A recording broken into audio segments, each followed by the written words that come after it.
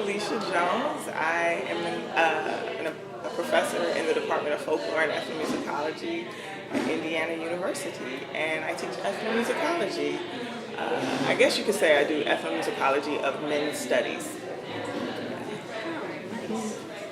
I'm Deb Vargas. I am Associate Professor of Ethnic Studies at the University of California in Riverside.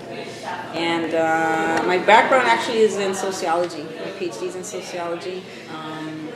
But generally I'm interested in cultural production and just questions of race and politics, gender, in sites of cultural production and different cultural arenas.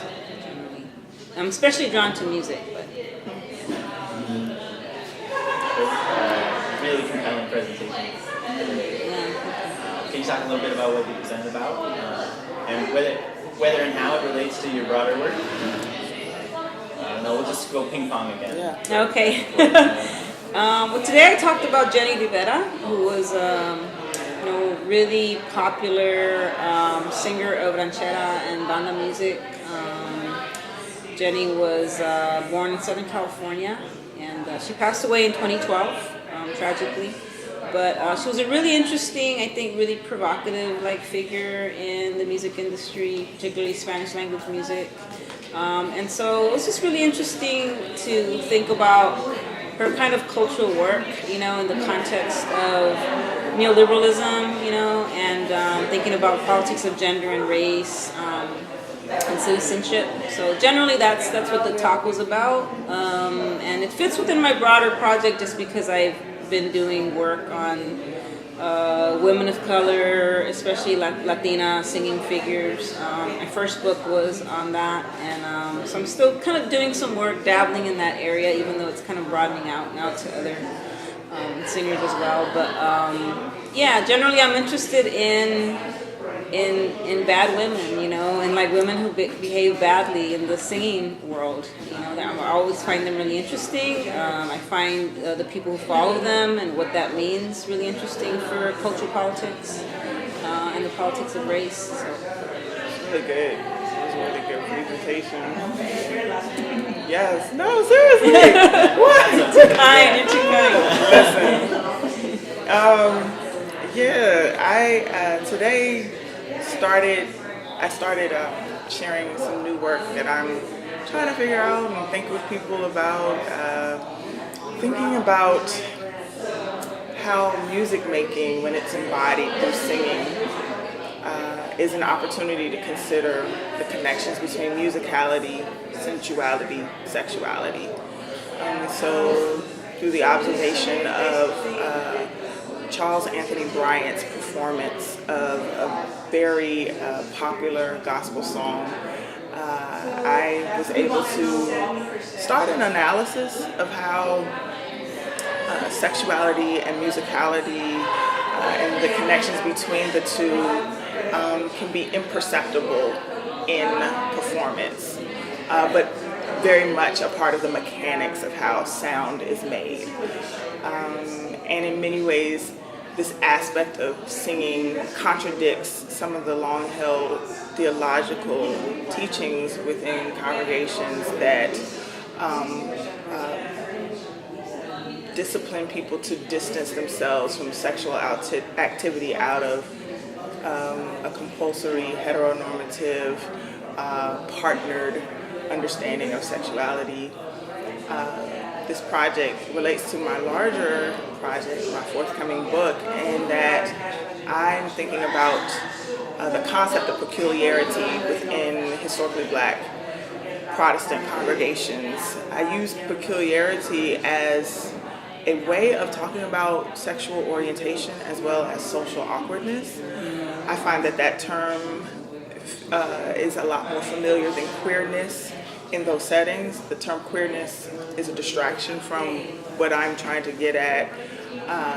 And I've found that using peculiarity as a performance descriptor helps people to talk about sexuality in a way that I don't anticipate, but it's very revelatory. So peculiarity in men's performance is what I focus on. Yeah. You know, it's interesting that you say that because one of the chapters in my first book uses curiosidad or curiosity or the curious, a Spanish term, but I look at this one accordion, conjunto accordionist, right? And kind of think about how she is an anomaly, right? She's abnormal. She's and constantly the reference to her is like, que curiosa, really interesting, how peculiar in some ways, right? Because queer just didn't do it, right? For me in terms of an analytic. So anyway, I mean, we understand totally, in academic circles. I think it's important though to use the insider language or the language that best captures the tensions. And peculiarity for me is it. I'm alluding to scriptural text where it says we're a chosen nation, a royal priesthood, a holy nation, a peculiar people who will show forth the praises of Him. It's beautiful. And so peculiarity is this marker of consecration. It's this marker of being anointed and approved by God that registers as a non-offensive way of describing the performances that catch our attention beyond the musical skill displayed. So I think it's important to use the language that people use about themselves.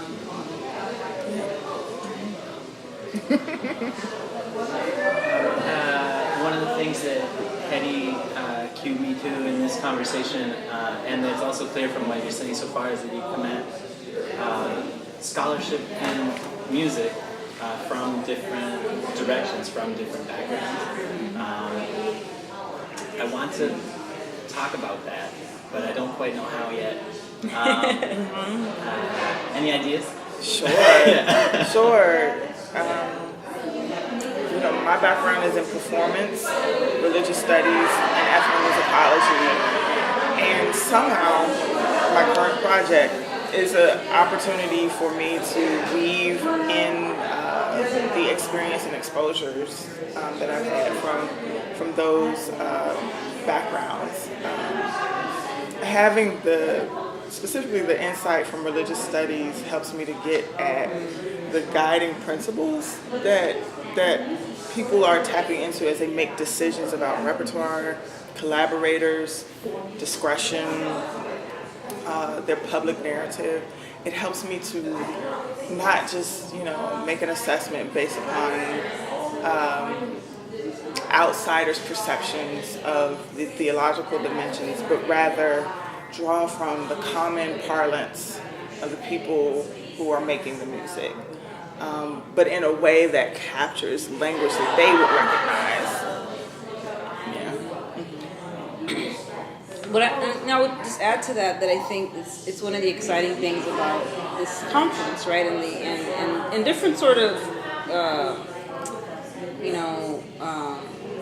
communities that come together, right? To think about music, to engage music studies.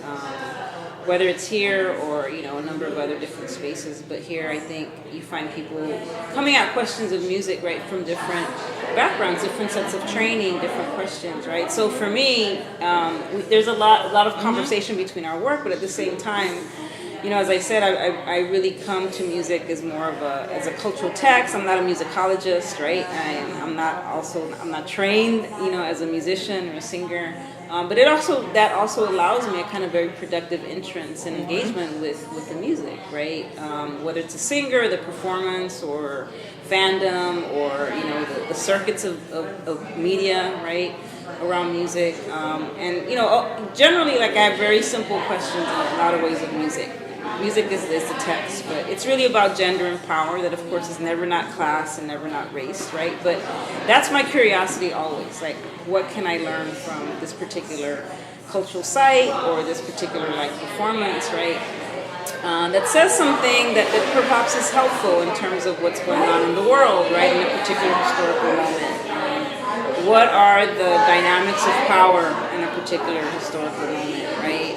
With particular attention, feminist analysis is very central to my work, as is queer of color analysis, right? So that's how I engage music, you know. And those are the kinds of questions that are always, for me, really central to kind of thinking, you know, like how can music be both empowering but also problematic, right, when it comes to how power operates, functions, circulates within a particular moment, within a historical moment, cultural context. So, yeah. So I don't know. I mean, for me, I think music too is always never disconnected from other mediums. You know. Yeah. Everything from the body that you talked about to to media, right? Yeah. Attire. Yeah. Food. Food can be an aspect, the multi-sensory components of music making. Yeah. Well, have you presented work at music conferences before? Not as many associations, but like symposium, things like that. Yeah. And it's a very different, engagement sometimes, but very productive too, right? Because I feel like there's a really good productive exchange that go across these kinds of like theoretical trainings and kinds of like questions, and so I find it really fun, to present in these contexts. What about, have you been to conferences? I mean, I expect, what am I trying to say? Like in the context of music scholarship, this particular conference, this particular gathering of folks who are interested in the intersection of queer studies and race studies, particularly as the conference is built. This doesn't happen in music scholarship a lot, but I sort of have the impression that maybe it happens in in the disciplines that you come from, the background that you come from more. Would you say, I guess, for both of you, is it true that this doesn't exist a lot in music scholarship? Does it exist elsewhere? And if it's new, yeah, I mean, I think I've seen these kinds of dialogues happen. For example, I teach in an ethnic studies department, right? And critical ethnic studies is an area, and also American studies, is also an area too that I think you find a lot of, work in music, right? But like you were saying, like sort of engaging it from like performance studies aspects or even literary studies, right? There's a lot of really good, interesting work happening from literary scholars, in music. So, those are the kinds of places where I tend to kind of go to engage work. Well, for me, gospel music scholarship is, at least I have found people imagine it to be centered around what musicologists call a great composer narrative, around one particular figure or three particular figures who went to school at the same time or something like that. For me, I think being in this setting and presenting in this setting is really rewarding as a person who does work in conservative Christian communities that are often discounted from having any interest in conversations of this sort of intensity and complex nature. And so for me, it's just awesome to be able to represent in a posture of learning partnership. And also not only conservative Christian settings, but gospel music, like what's current. I honor Mahalia Jackson. I honor Thomas Dorsey.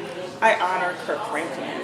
However, in 2016, there's some really interesting musicians that I would like us to, put into our repertoire. So, and having said all of that, gospel music, conservative Christianity, Pentecostalism, they have such weighted and such charged assumptions. And I think it's a great opportunity for me to kind of dispel some of those perceptions that are associated with those terms and those those communities. In fact, as I share my research with the communities that I'm engaged, I have to say that people want to be able to be exposed to new ideas. People want to be in community. I think one way that people become receptive is when they know that you honor what's at stake for them as they come into the conversation. So that's why when I come into these settings, I identify as Pentecostal, not because I'm trying to proselytize, but I want people to know that that people that come from where I come from are interested. You know, they want you to be patient. They want you to know that at the center of the zeal that we experience is a love. There is a love. It may have, you know, the need for refinement, but we've all been in the position of needing refinement. So, you know, that's a part of the politics of me representing in that sort of way, because, you know, even as I was coming here, I was thinking of my mentor in divinity school and how patient she was with me as I wrestled with things like inclusive language and how I didn't want it because it was, you know, too jarring. And now I look back, you know, 10 years, and I'm like, man, like, now I'm teaching repertoire such as Bobby McFerrin's Psalm 23 that refers to the feminine divine. You know, now I understand and I accept the richness of it. I'm so thankful that Black lesbian theologian was patient with me. That she's, you know, she wasn't patronizing. She sowed a seed, someone else watered it, and then there was increase, hopefully. Hopefully. But I think, you know, connected to your question and what you just said right now is you know, I think to do this kind of work, it's not going to happen in one place, right? I think like we, you know, have to always have like our ear, you know, in different conversations, disciplinary and interdisciplinary, and our feet planted in different intellectual arenas, right? Because, you know, I don't think there's one place like either a musicology space or an American studies or even, you know, where you're gonna find, right? So I think for a lot of us, we circulate around, right? Musicology, American studies, religious studies, right? And I think together those conversations help us do the kind of work that we do, right? But it's interdisciplinarity, right? For one, right? That we have to sort of like have that, right? Kind of, I think, intellectual skill to be able to put these conversations together. You wouldn't be able to do the work that you did. You weren't knowledged, right, in all of these different kind of areas, right? So to make the interventions, right, you couldn't just do it by being like in one particular area. The pivot of analysis. Yeah. The prism of it. And at the same time when your book comes out, you know, it's going to be able to be taught in religious studies, right? And in, you know, Black feminist studies, right? And queer studies, right? So it's going to be, right, a book that circulates in all of those areas, right? In my tradition, to that sort of statement, we say, I received that. You know, that's a way of saying, thank you for speaking positively over it. I received that. I don't have much more of an agenda. I just really am enjoying hearing what both of you speak, and both speaking about the work that you're doing, and also about interdisciplinarity. I feel like it is really central to what's going on in this event. Also, I feel like it's at the core of what I think constitutes ethnomusicology, or one way of thinking about ethnomusicology is that it's music plus something. And I think it's interesting finding these something plus something. And I think that's kind of like when we do our best work, because I was telling you earlier that I really learned so much about the way that you approach like voice, right, and vocality, and like some of the stuff that you talked about, because it's very different than you know, than the way that I think about it, or think about sound in terms of the relationship to voice. but it helps me, right? It may not be exactly what I'm doing, right? But it really helps to kind of push my thinking, right? And at the same time, I think that musicologists here, right, really need feminist studies, right? And they really need queer of color critique, right? To be able to do the kind of work that they're doing. They may not realize it yet, but they do need those areas, right? In order to think about the body or to think about, race and power. So. Well, I keep saying that I follow your work. And you keep looking at me like, okay. And I appreciate it even today, the perspective of those who are challenging our perceptions of what it means to make noise as women, as Latinas, as people who are mobile and who do not subscribe to this deference, this servility that the popular imagination, crafts for them. I really appreciated the way that you lifted up what that means politically and socially, because a lot of what we're seeing today is if folks fall outside of these scripts visually and rhetorically, there is this I can't compute moment for folks who are unaccustomed to people with personality, people who actually can converse with you and state opinion and assert rights and occupy space, whether they are people who are documented or undocumented. Which, by the way, I have so much I'm just so confused as to why this has to be such a huge issue about our hospitality to our neighbors, whether it's neighbors in terms of our nation or neighbors in terms of our continent. Just our understanding of what hospitality is to our neighbors. I don't recognize this culture that we're finding ourselves in, and the inability to protect people who we see every day, who are vital to our lives. I just don't get it. At any rate, I appreciated the perspective that you brought. Yeah. And thank you. Yeah. No, it means a lot. And that's the other side of music that I was referring to earlier, right? Someone like Jenny Rivera, who was, her fans, and I tried to, read a couple of quotes from journalists and other people who, really, their opinion was that really, the fan base really created Jenny's success, right? Because they really connected with her so much. And I think this allowed Jenny a particular kind of popular celebrity sort of power, right? Because she was kind of undeniable to the music industry, they couldn't deny that, that people were going to listen to her music, and if they weren't going to produce her music, they were probably going to produce it themselves by just recording her at concerts or videos or whatever. So it's a very interesting way in which that's the other part of music that fascinates me. Sort of we never live outside of capital, of course, but there is still something about the fans, right? The adoration, the connection, right, that people have to popular singers, right, that exceeds, I think, that exceeds the limits of